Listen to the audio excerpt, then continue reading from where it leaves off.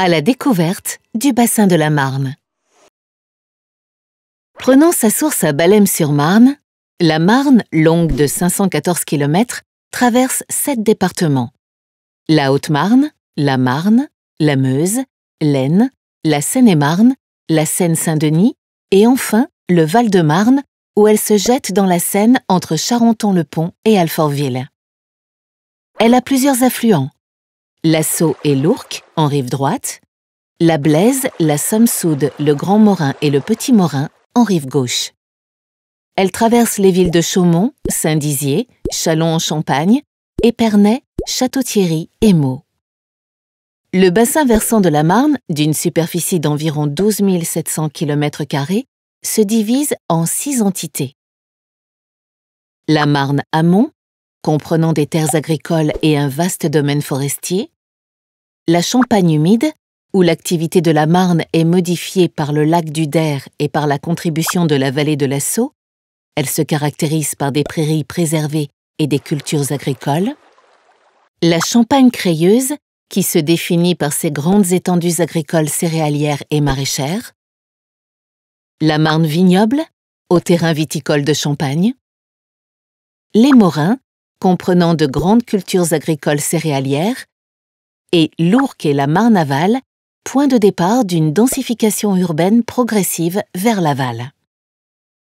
Le bassin est exposé à divers aléas hydrologiques: débordements de cours d'eau, remontées de nappes et ruissellements.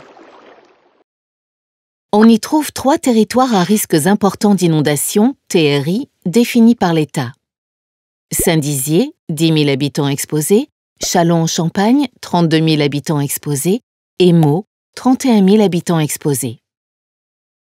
Régulièrement, des crues surgissent, notamment en 1784, 1924, 1955, 1983 et 2018. Plus récemment, des ruissellements se sont produits en juillet 2021 et en juin-juillet 2024.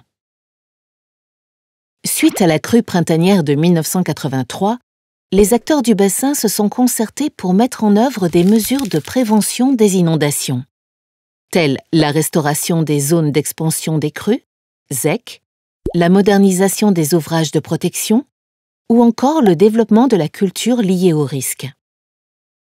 Aujourd'hui, ce sont les collectivités et les syndicats de bassin qui mettent en œuvre ces mesures, car ils détiennent la compétence gestion des milieux aquatiques et prévention des inondations, GEMAPI. Ils peuvent disposer de l'assistance de l'EPTB Seine-Grand Lac pour mener à bien leur mission. Enfin, le lac du Der-Chantecoq, en service depuis 1974 et géré par Seine-Grand Lac, joue un rôle important dans la prévention des inondations et des sécheresses sur le bassin, car il sert à écrêter les crues en prélevant de l'eau dans la Marne et dans la Blaise afin de diminuer leur débit en période de hautes eaux, et à assurer le soutien d'étiage en restituant de l'eau dans la Marne et dans la Blaise afin d'augmenter leur débit en période de basses eaux. Le bassin de la Marne n'est pas à l'abri d'une nouvelle crue majeure.